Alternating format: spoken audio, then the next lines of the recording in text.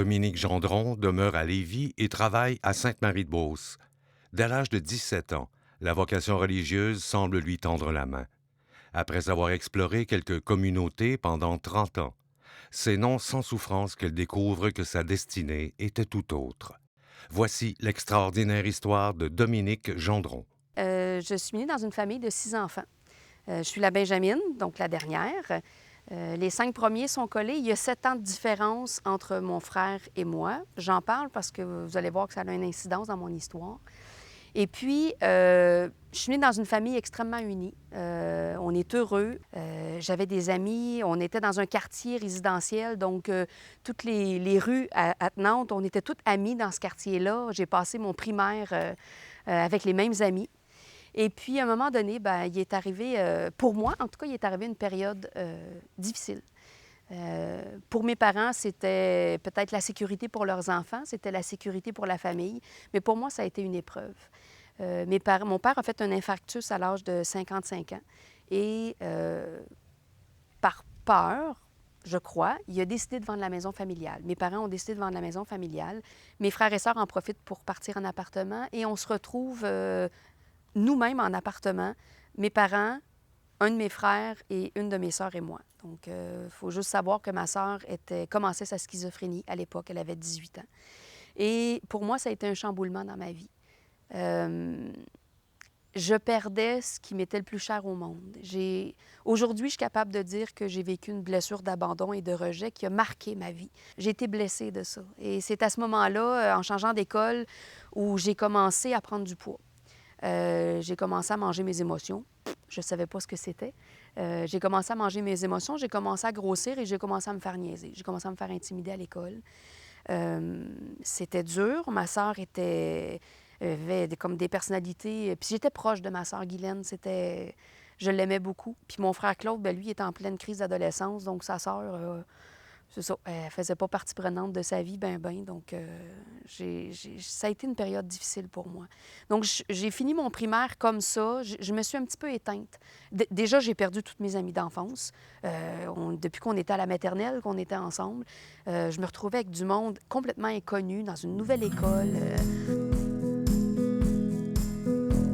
Mes parents ont acquis un chalet dans le nord de Joliette. Donc, j'ai 11-12 ans. Ça a été un cadeau extraordinaire pour la famille.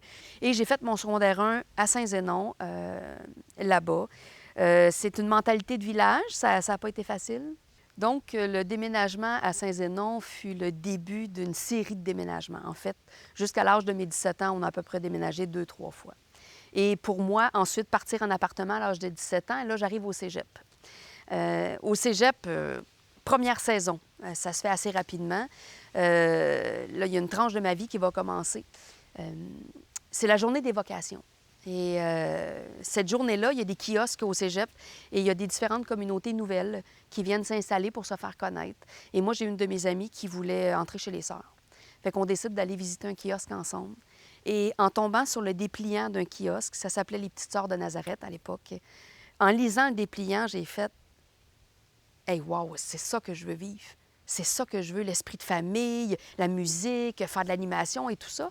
Et on décide de partir ensemble et faire un stage de 2 semaines. Bien, au bout de 2 semaines, mon ami est parti et c'est moi qui suis restée. Donc, en 1987, la veille de mes 19 ans, j'entrais chez les Petites Sœurs de Nazareth comme religieuse. C'était à Napierville, dans le Rang-Double. J'ai été là pendant 7 ans. Ce fut des années extraordinaires qui ont marqué ma vie. Les 5 premières années ont été pour moi magnifiques, jusqu'à temps que la fondatrice tombe malade. Elle a fait un délire mystique et là, ça a chamboulé toute l'histoire. On n'avait plus confiance les unes dans les autres. Les sœurs responsables avaient un poids sur les épaules, puis on n'arrivait pas à savoir qu'est-ce qui se passait, jusqu'à temps où, au fil des 2 années, on découvre qu'il y avait un problème qui se passait avec la fondatrice. Et moi, j'étais plus capable. Ça faisait 2 ans que j'étais plus capable de supporter ça. Donc, j'ai choisi de quitter la communauté. Je suis partie la première. Et une fois que j'ai eu quitté, c'est là que j'ai appris, quelques mois après, que la communauté fermait. L'évêque a décidé de fermer la communauté. Je vous épargne l'histoire. Ça a été un tournant dans ma vie.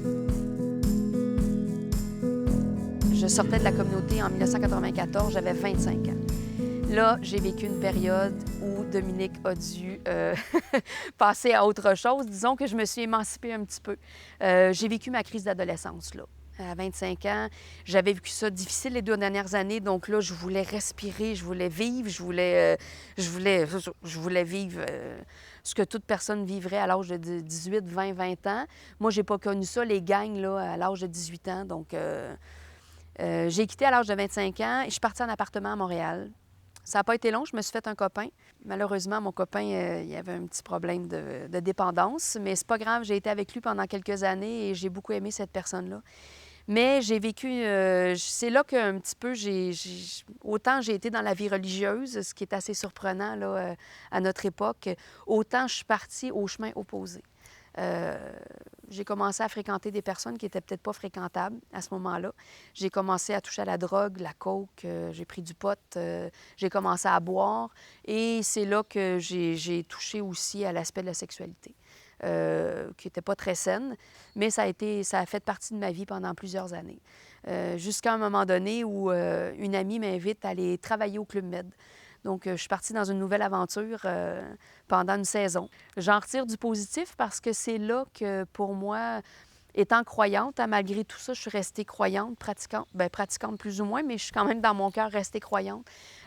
Pour moi, Dieu est revenu me rejoindre là, au Club Med, si drôle que ça puisse paraître.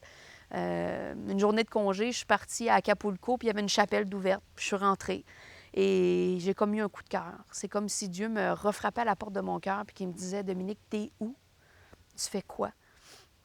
Et j'ai quitté, après la première saison, je suis revenue à Montréal, j'ai laissé mon copain, j'ai laissé mon appartement et je suis partie vivre chez un couple d'amis qui habitait à Sainte-Adèle. Et à cette période-là, la cousine de mon ami me demande, Dominique, connaîtrais-tu des endroits où aller faire une retraite? Fait que, bon, ben, oui, je peux t'en trouver, j'en connais plein. Donc, j'ai donné plein d'endroits où elle pouvait aller faire une retraite. Et elle n'est jamais allée. Du coup, à un moment donné, j'ai fait, ben moi, j'irais peut-être. Je suis peut-être due là, pour aller me retrouver. J'avais comme besoin de me recentrer. Fait que je décide d'aller chez les Sœurs Recluses à Saint-Jérôme. Et en arrivant chez les Sœurs Recluses, j'ai fait la connaissance d'une communauté, bien malgré moi. Cette communauté-là, à un moment donné, le dimanche, la fin de semaine que j'étais là, le dimanche, je m'en vais voir la sœur hôtelière, puis je lui demande, ma sœur, est-ce que ça serait possible de me confesser?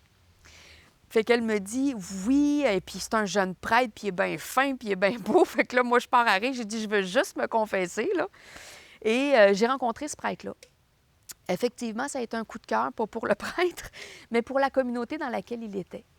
J'ai posé un paquet de questions. J'ai été intéressée par la communauté. Et une autre aventure commençait pour moi. Au jubilé de l'an 2000, en 2000, les frères m'ont aidé à partir en voyage avec eux autres. Ils allaient faire un voyage à Rome pour le jubilé de l'an 2000 et je suis partie avec eux. Quand le prêtre m'a proposé d'aller à Rome avec eux autres, c'est un petit groupe de la paroisse, je lui ai dit, j'ai pas les moyens d'aller à Rome, on s'entend que ça coûte cher des billets d'avion, là. Et il me dit, tu t'occupes pas de ça, on s'occupe de tout, t'en profiterais pour aller voir la communauté des sœurs là-bas. Puis je fais OK, fait que si ça marche, j'apporte ma valise, si ça marche, je reste là, si ça marche pas, je reviens. Il fait oui. Je dis parfait. J'ai tout donné mes affaires, j'ai vendu mon char 1 pièce à ma sœur. Je suis partie avec ma valise et je suis revenue 8 ans après. Donc, en arrivant à Rome, je reviens, je ferme la parenthèse, je pars à Rome. Je suis restée quelques jours à Rome pour m'en aller directement dans la communauté des sœurs. J'ai rencontré la sœur responsable qui avait entendu parler de moi parce qu'elle ne me connaissait pas. Et finalement, on a eu un moment de partage ensemble. Puis elle a décidé, bien, écoute, moi, je suis prête à t'accueillir, je suis prête à te garder. J'y ai partagé que j'avais été dans une communauté, puis que je cherchais ma vocation, puis que j'avais encore l'appel qui restait en dedans tout le temps, en fait. C'était tout le temps présent. Et je suis restée dans la communauté pendant 8 ans. Donc là, je suis rentrée à ce moment-là, j'avais 31 ans. Et j'ai quitté à l'âge de 39 ans. Il faut comprendre que la communauté est en France, donc c'est la maison mère qui est là, à Lyon. Ça m'a permis de voyager indirectement. Ces 8 années-là ont été très, très, très enrichissantes pour moi. Vous savez, vivre en communauté avec 21 nationalités différentes, C'est hyper enrichissant. Moi, ça m'a...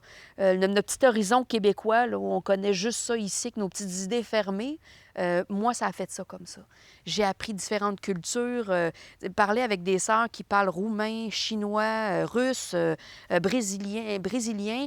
Ces 8 années-là ont été magnifiques, très enrichissantes et très douloureuses à la fois. J'étais pas à ma place, je cherchais quelque chose, je savais pas c'était quoi, je croyais que c'était ma vocation, mais c'était pas ça en fait. C'était tellement douloureux et je voulais tellement être sûre que c'était ça ma vocation que une des conséquences, ça a été que j'ai pris 100 livres là-bas. J'ai mangé énormément mes émotions. Je comprenais pas pourquoi, mais je mangeais. J'ai habité à quelques endroits, là. J'ai habité la France, j'ai habité le sud de la France, j'ai habité en Belgique pendant quelques années, j'ai habité en Roumanie pendant 4 ans. Ça a été extraordinaire. Je suis allée à l'Université de Bucarest pour apprendre le métier à tisser. À un moment donné, j'en pouvais plus. J'en pouvais plus. Je faisais tout ce qu'une sœur ne pouvait pas faire. J'étais, vous savez, Rock'n'None, la sœur rebelle, là, ben j'étais comme ça. J'ai rencontré une amie à un moment donné qui, elle, était venue faire un stage dans la communauté.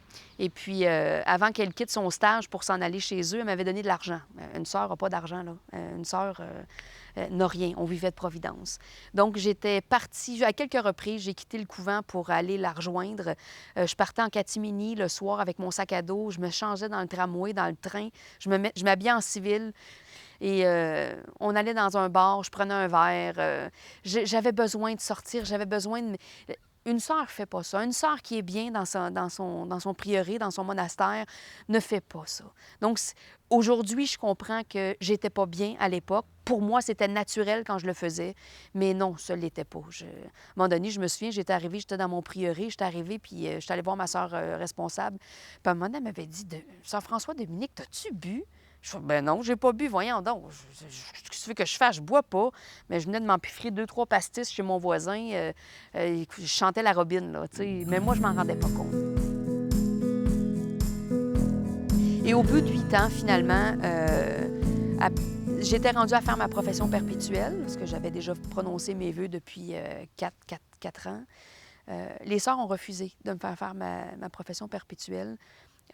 Mais ils m'ont proposé de faire une autre démarche qui s'appelle l'oblature, qui était une façon d'engager la sœur sans qu'elle soit dans des vœux perpétuels.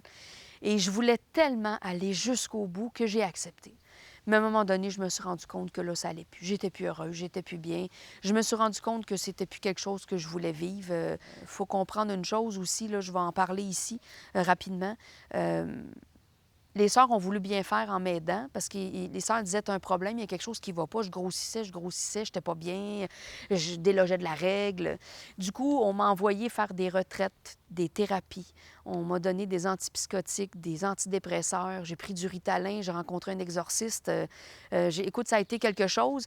J'ai accepté de faire tout ça parce que je voulais aller jusqu'au bout puis je voulais comprendre c'était quoi mon problème. Je leur en veux pas du tout aux sœurs. J'ai aucune amertume, j'ai rien contre eux autres. Elles ont cru bien faire, puis c'est correct pour moi, c'est une page qui est tournée. Rebelote, je recommence encore à zéro. J'arrive à Québec. Mon papa est décédé pendant que j'étais en France, en Europe. Ça aussi, ça a été une période qui a été difficile pour moi. Dans mon langage, j'ai eu les grâces qu'il fallait pour le vivre. Quand je suis revenue ici au Québec, une partie de ma famille était ici à Québec, puis j'ai une partie de ma famille qui est à Montréal, parce que nous, on vient de la Rive-Sud de Montréal. Donc, j'ai décidé de venir ici parce que maman était là, pour l'accompagner. Et les 3 années qui ont suivi, j'ai accompagné maman qui est décédée au bout de 3 ans. Ça a été 3 belles années que je ne regrette pas du tout. D'avoir accompagné ma mère, ça a été un beau cadeau pour moi, étant donné que je n'avais pas pu être là pour mon père. Après le décès de maman, les années ont passé. Ma mère est décédée en 2011. Comme je vous disais, il y a toujours la vocation religieuse qui me taraude le cœur. Je comprends pas, mais c'est là tout le temps. J'en souffre parce que je me sens jamais à ma place, là où je suis, dans mon travail, au milieu de ce que je fais. Et avec une de mes amies, en 2014, on décide d'aller faire une année de discernement. Donc, on part toutes les deux. Elle aussi cherchait sa vocation. Donc, on décide toutes les deux de partir. On quitte tout encore. En tout cas, pour ma part, je quitte tout encore une autre fois. Je vends tout, je donne tout et je repars une année dans Charlevoix. J'ai vécu une année, là, mais ouf, je vous raconte pas, ça a été très douloureux. Cette année-là, écoutez, j'étais habillée en sœur. On était deux, mais j'étais habillée en sœur. Et puis, j'ai repassé ma vie au complet. On était accompagnés toutes les deux par un prêtre ami. Ce prêtre-là a été source de guérison pour moi. C'est lui qui m'a aidée vraiment à passer à l'étape de vie où je suis rendue aujourd'hui.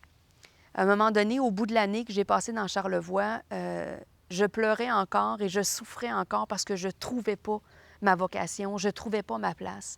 Et ce prêtre-là me dit un matin, « Dominique, c'est terminé. C'est terminé. » J'étais rendue à 45 ans. Je voulais encore rentrer en communauté. Puis là, il me disait, « Mais les communautés religieuses, ils ne te prendront pas à 45 ans, tu es rendue trop vieille. » Comment ça que je suis rendue trop vieille? J'ai été 30 ans dans la vie religieuse. Pourquoi ils ne me prendraient pas? Puis je pourrais peut-être retourner dans l'autre communauté, mais chez les sœurs apostoliques. Puis là, je voulais tellement, là.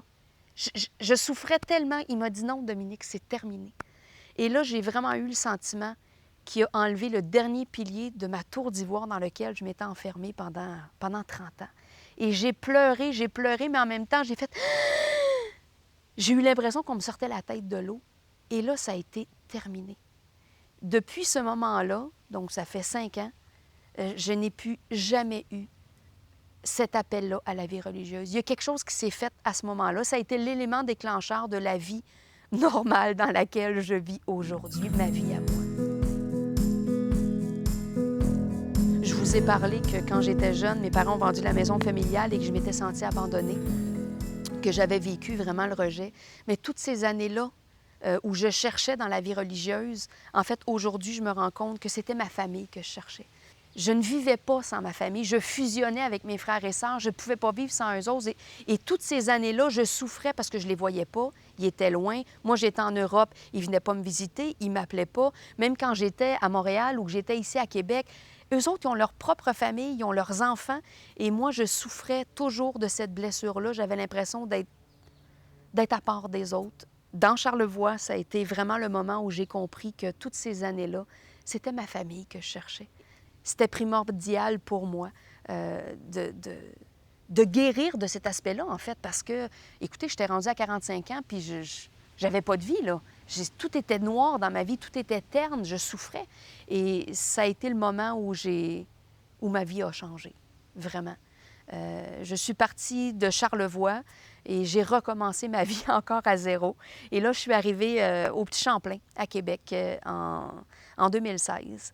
Et je suis arrivée ici à Saint-Romuald quelques mois après. Ça fait 4-5 ans que je suis ici. J'ai eu quelques travails. Je n'ai plus jamais, jamais, jamais repensé à la vie religieuse. Au moment où j'ai quitté Charlevoix, quelqu'un m'a parlé d'un psychothérapeute qu'il connaissait. J'ai accepté, parce qu'on s'entend que quand on quitte 30 ans de vie religieuse, je dis 30 ans parce que ça s'est fait échelonner, mais c'est quand même 30 ans de ma vie où j'étais enfermée dans ce monde-là, puis j'étais pas capable d'en sortir. Et j'ai rencontré ce psychothérapeute-là qui a été formidable, qui m'a écoutée, accueillie, qui a été bon pour moi et qui a été source de guérison à plusieurs périodes de mon histoire. Ce psychothérapeute-là m'a donné un livre qui a été pour moi un début de guérison de ma vie passée, de mon histoire passée. Et ensuite de ça, les événements se sont enchaînés et j'ai retonti à un endroit que jamais, jamais, jamais j'aurais pensé retontir. À travers ces années-là, j'ai retrouvé un ami d'enfance cet ami d'enfance-là, à un moment donné, il m'écoutait parler, puis il m'a dit, « Dominique, pourquoi tu ne vas pas chez les AA? » Je dis, « Qu'est-ce que tu veux que j'aille foutre là, chez les AA? Je ne suis pas alcoolique pantoute. » Bien, il dit, « Je te dis ça comme ça. » Il dit, peut-être que tu pourras aller faire un tour. » Et moi, j'ai mis ça de côté. Euh, mais à un moment donné, vous savez, je vous avais dit là, que dans la vie religieuse, j'avais pris 100 livres, pardon. Écoutez, je ne suis pas gênée de le dire, je pesais 230 livres. Là. Lorsque mon ami m'a parlé des alcooliques anonymes, c'est à ce moment-là que je me suis dit qu'il y a sûrement quelque chose qui existe pour les gros. Fait que j'ai tapé sur Internet gros anonyme et je suis tombée sur les outre-mangeurs anonymes. Ça a été ma porte d'entrée dans le mouvement des les fraternités anonymes. J'ai été pendant 1 an et demi avec eux autres. J'avais un groupe formidable. J'ai été abstinente de nourriture. Hein. Il y en a qui vont dire comment tu peux être abstinente, mais on est abstinente d'outre-manger pendant 6 mois. J'avais perdu du poids, j'étais bien. Et cette période-là m'a permis de faire comme un peu, de rencontrer un peu qui j'étais. Parce que, vous savez, toutes ces années-là, je ne me connaissais pas. J'étais encore un enfant, je ne savais pas qui j'étais. Je ne savais pas vivre. Je ne savais pas vivre. Je vivais toujours dans le passé. J'étais restée stockée à mon enfance et je ne savais pas qui j'étais. Et au bout d'un certain temps, j'ai comme un petit peu décroché. C'était plus difficile pour moi. Et j'ai fait comme un transfert de la nourriture. Là. Je l'ai fait plus vers le sexe puis vers l'alcool. Je suis tombée dans une zone un peu... une zone interdite, qu'on va dire. Puis je suis pas gênée de le dire parce que je pense que je suis pas toute seule à vivre ça. Au moment où j'ai arrêté ma dépendance à la nourriture, j'ai transféré ça vers la sexualité. J'avais pas connu ça beaucoup dans ma vie, donc j'ai commencé à m'aventurer là-dedans. Je suis allée sur les sites de rencontres. Écoutez, j'ai eu des one night. Je ne donnerai pas de détails, mais ça a été une période qui a été quand même un peu trop longue pour moi. Et ça m'a pas aidée à aimer la personne que je suis. Et à ce moment-là, je me suis rappelé que le même ami qui m'avait parlé des alcooliques anonymes m'avait donné une petite carte. Il m'avait parlé d'un intensif. Je suis allée à l'intensif à Grimby. Et ça a changé ma vie. J'ai compris à ce moment-là que le transfert que j'avais fait dans la sexualité et dans l'alcool, parce que là, je vous parle pas d'alcool, mais j'ai écouté, arrivé ici, là, sous, à conduire d'un œil, même pas me rendre compte que j'ai failli rentrer mon char dans une remorque qui était stationnée là. Là. Je vous raconte pas tout ce que j'ai fait, mais je pouvais plus là, vivre comme ça. Les intensifs m'ont permis de travailler les étapes, m'ont permis de creuser mon histoire et de la regarder avec un nouveau regard, d'arrêter de m'apitoyer sur mon sort, d'être victime de cette histoire-là, pour moi, ma vie était un échec. Ces 30 années-là, toutes ces années-là, c'était un échec. Je regardais tout le monde autour de moi qui était marié, avec des enfants, un boulot, une maison, un pick-up, un bateau, un chalet. Moi, j'avais rien. Donc, pour moi, tout était un échec. Et la fraternité m'a permis de réaliser un rêve. Ça a été l'aventure de la moto. L'année dernière, j'ai décidé de prendre mon cours de moto. J'ai dit, je ne suis pas plus bête qu'un autre. Je suis capable de prendre mon cours de moto puis de passer mon examen. Et je suis allée à l'école de moto ici à Saint-Romuald de Guillaume Blais. J'ai réussi mon examen de moto haut la main. Et cette aventure-là m'a permis aujourd'hui d'avoir une moto que j'ai dans la cour aujourd'hui. Je suis profondément libre aujourd'hui et heureuse dans la vie que je mène. Il y aura toujours plein de projets, plein de désirs que j'ai, mais je vis un jour à la fois, au jour le jour. À un moment donné, les choses arriveront quand ça sera le moment. Puis je suis heureuse aujourd'hui. Je remercie vraiment la vie d'avoir ce que j'ai. Dominique Gendron est une personne au cœur tendre et rempli d'émotions. Son cheminement hors norme, sa recherche de soi, expérimentée à travers la foi, font d'elle une personne d'exception. Sans aucun doute, un bel avenir rempli de bonheur l'attend. C'est ça la vie.